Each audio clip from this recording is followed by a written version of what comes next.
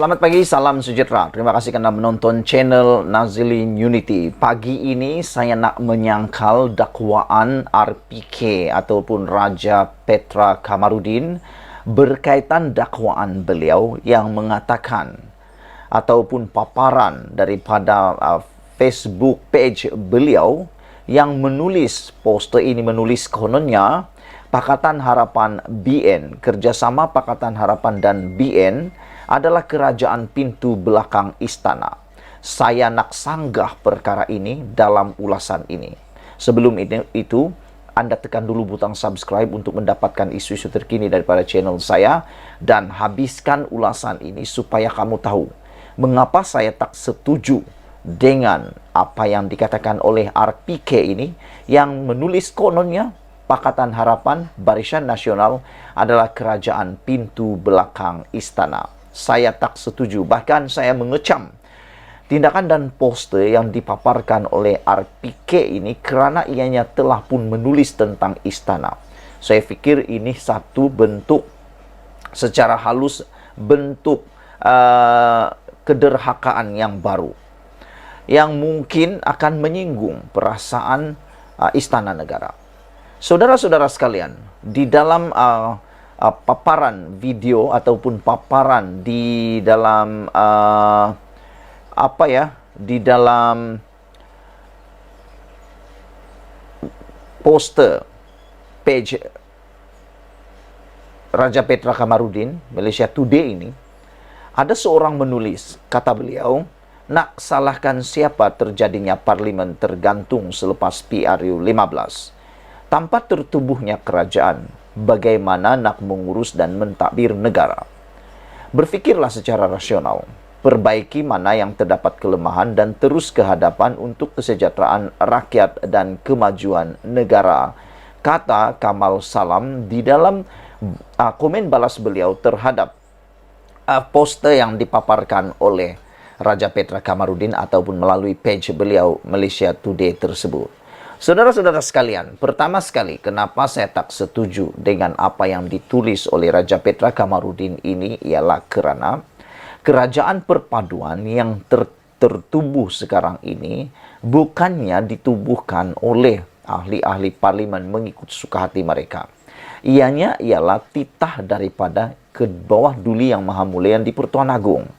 Anda pasti mesti mengingat ketika Agong menitahkan supaya semua parti politik yang ada dalam Malaysia membuat kerajaan perpaduan. Yang di Pertuan Agong menawarkan kerajaan perpaduan kepada Anwar Ibrahim dan juga Muhyiddin Yassin ketika parlimen tergantung. Jadi, sebab itulah saya nak tanya kepada RPK dan juga pengikut-pengikut RPK. Mengapa agak-agaknya beliau kata kerajaan ini adalah kerajaan pintu belakang, sedangkan Istana Negara melalui Agong telah pun memberikan pilihan kepada Muhyiddin Yassin untuk menyertai kerajaan perpaduan ini. Tetapi yang menolak untuk menandatangani kerajaan perpaduan itu ialah Muhyiddin Yassin sendiri. Dan Muhyiddin Yassin telah pun mengaku bahawa beliau menolak apa-apa kerjasama. Bermaksud yang menyebabkan mereka, yaitu Perikatan Nasional, tidak masuk dalam kerajaan perpaduan bukanlah kerana Anwar Ibrahim ataupun bukanlah kerana Agong menolak mereka, tetapi Muhyiddin yang menolak. Jadi di mana isunya kerajaan pintu belakang itu? Kerajaan pintu belakang itu harus didefinisikan, ditafsirkan dengan lebih tepat. Pertama sekali, sewaktu Muhyiddin Yassin mengatakan bahawa beliau mempunyai sokongan cukup, Hadi kata mereka cukup angka untuk menjadi kerajaan. Dan bila disiasat, rupa-rupanya dikatakan bahawa ada 10 ahli parlimen Barisan Nasional yang telah pun memberikan sokongan, telah menandatangani akuan SD, menyokong Perikatan Nasional secara diam-diam. Nah, yang saya nak tanya, mana satu yang pintu belakang? Yang berlaku secara diam-diam curi-curi ataupun yang berlaku secara terang-terangan. Kerajaan PH dan BN ini berlaku di depan pintu, bukan belakang pintu. Semua media tahu, tiada yang tersembunyi. Sokongan-sokongan yang Anwar Ibrahim dapat, semuanya diberikan secara akuan bersumpah dan secara akuan sah di depan semua orang, tidak daripada belakang. Berbanding dengan Perikatan Nasional yang dikatakan secara diam-diam membuat persetujuan mufakat dengan beberapa orang ahli Parlimen Barisan Nasional, di mana yang dikatakan pintu belakang.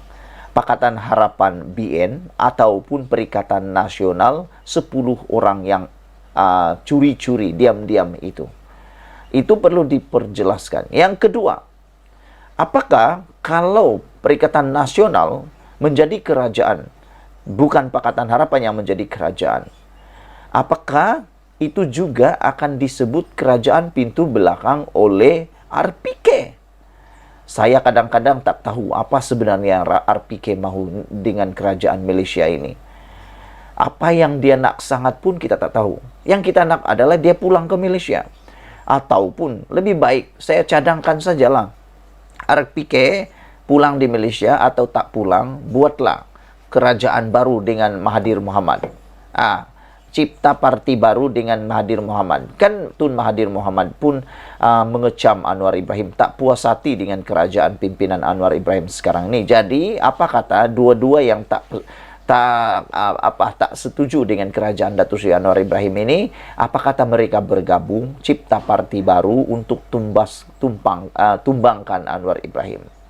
Selain itu, saudara-saudara sekalian, kerajaan pimpinan Datuk Seri Anwar Ibrahim bersama Pakatan Harapan BN, GRS, GPS dan sebagainya ini bukan kerajaan pintu belakang. Kerana kalau dilihat, kalau alasan mengatakan bahwa ini bukan pilihan rakyat, pilihan rakyat itu bagaimana maksudnya RPK katakan itu?